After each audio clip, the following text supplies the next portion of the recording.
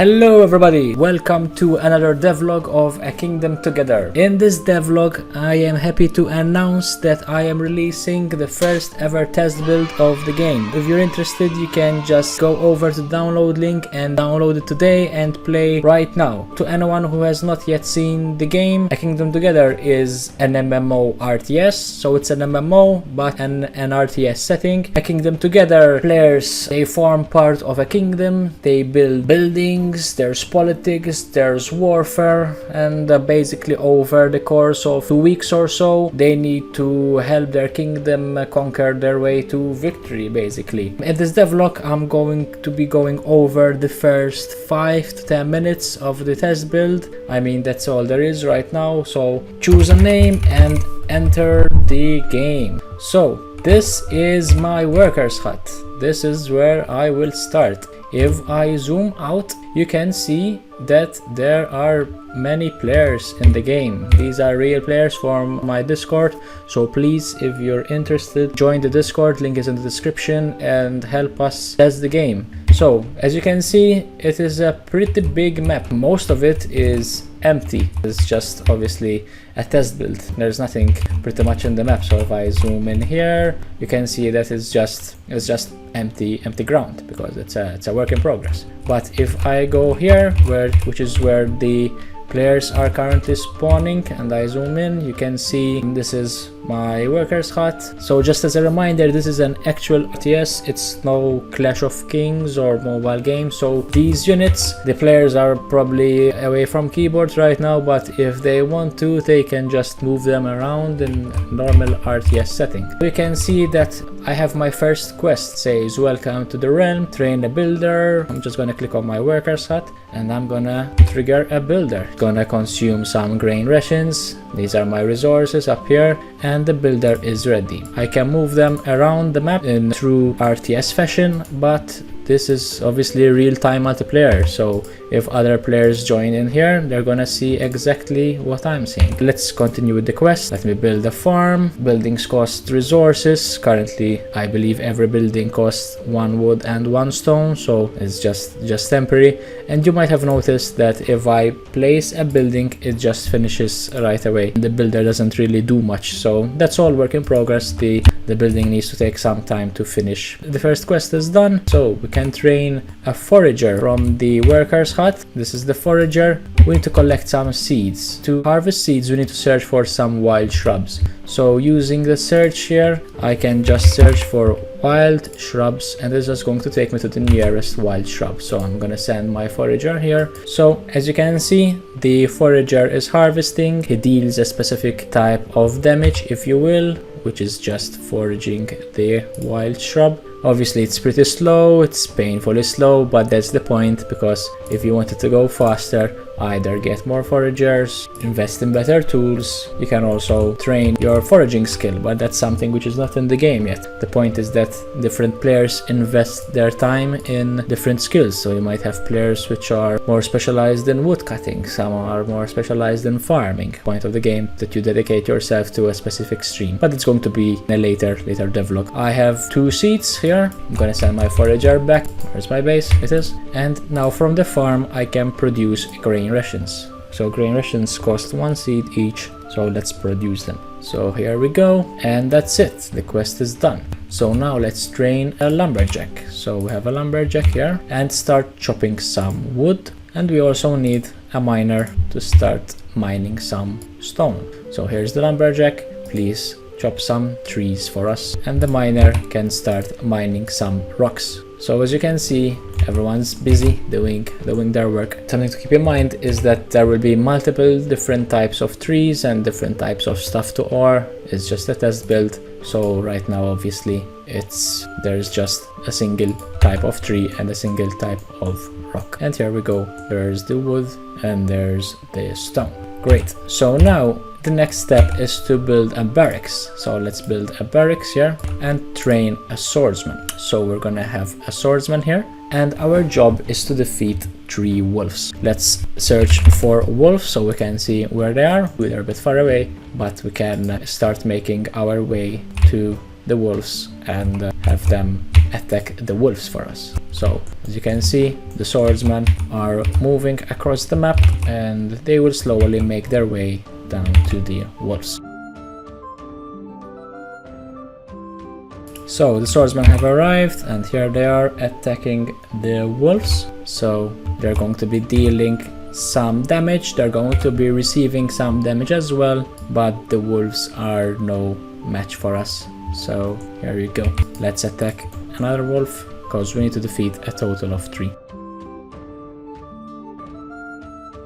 That's the second wolf gone, let's take another. So as you can see, the mobs here, they're pretty stationary. Obviously with some more work they'll be moving around the map and, you know, just strolling around like normal mobs as you would expect in an MMO.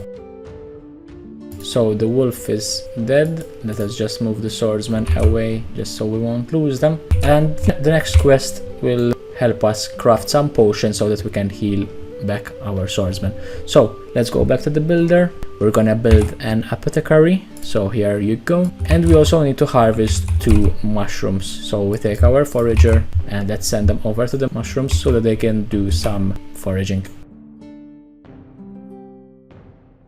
And just like that, we've harvested some mushrooms. So now we can go over to the apothecary and you can craft some healing potions. So let's craft the first one and craft the second one, which is the quest requirement. Now that we've crafted the health potions, we can also heal our swordsmen. There you go, we're gonna heal them up and we're gonna get some more swordsmen. This is all obviously a POC, but the idea is that to get to the state, I had to build out all the mechanics which will serve as the foundation of the game. So crafting stuff, healing units, the producing units, and all that stuff. Speaking of producing units, now we can move to the next quest, in which we have to build an archery, we have to build some stables, we have to train an archer, and we need to train a scout cavalry. So this is all means of growing our army. So now we have our own beautiful archers and our own cavalry. So now we have these soldiers, so now we can send them to defeat some pesky bandits. So we need to defeat some bandit raiders and some bandit rangers. So here they are, here are some of the bandit rangers. So let's send them over and watch them get to work. So since it's a pretty big map, units take a while to arrive. Right now you don't need stamina or energy, but that's probably a mechanic which I will be introducing. So, you know, there will be some logistics involved with making sure that your units get there on time. So, yep, as you can see, the cavalry are attacking the bandit rangers. Our archers are still a bit behind, but no matter, they will get there eventually. And let's defeat another bandit ranger. As you can see, cavalry are pretty strong. And with some more working, obviously we can introduce different type of damage types. So cavalry would be strong against archers and normal infantry, but they will be weak against spearmen, for example. But that's all stuff which is still pending. Let's search for some bandit rangers. Here they are. So let's send both the cavalry and the archers. Obviously, as you notice, some different unit types have different they're taking fire from bandit rangers, but different types of units have different movement speeds and different attack types. We actually need to defeat bandit raiders. Here they are.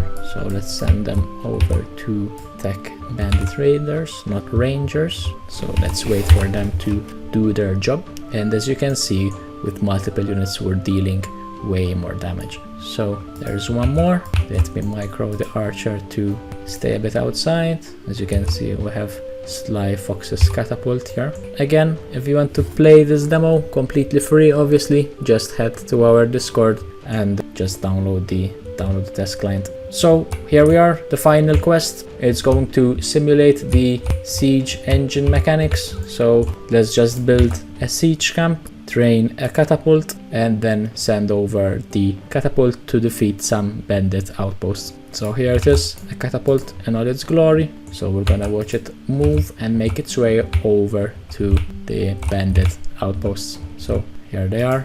and it's going to be a while, but we can wait for it to make its way down the map. So the catapult is almost here. It took some damage along the way, unfortunately, but you know, it's obviously a treacherous map filled with enemies. But yes, here we go. Let me move it away outside of the range of the archers, and yes, the catapult can now start attacking the building, the structure. So as you can see, the catapult is attacking the structure.